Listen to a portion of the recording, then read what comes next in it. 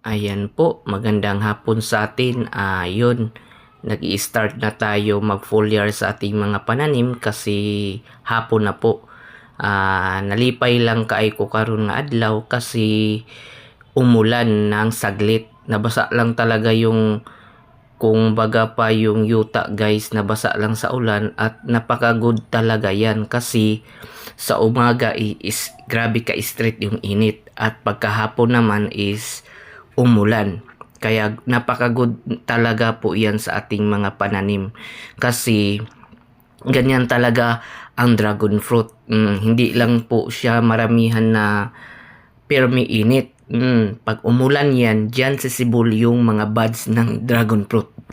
Some of experience na po yan sa akin sa pagda-dragon fruit.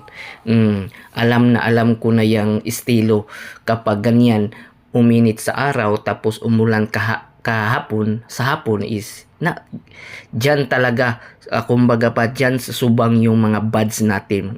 Yun, pinapilimpyuhan ko talaga ni Uncle kasi excited na talaga ako sa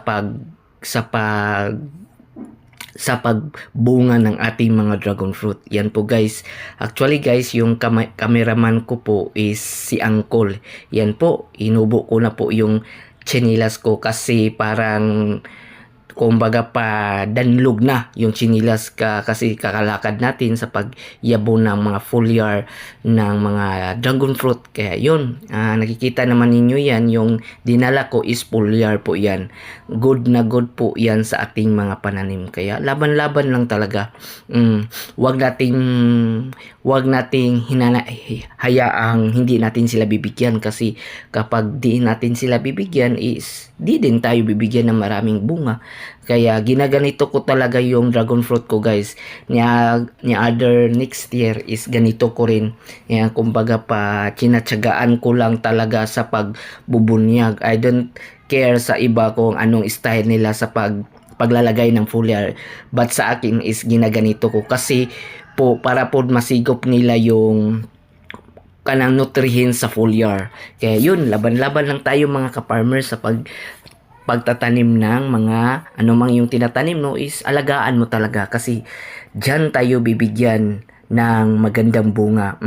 Hindi lang po sa pagtatanim is pira lang yung habol mo o nagtatanim ka lang is kumbaga pa nag-awat-awat ka lang nakita nimo.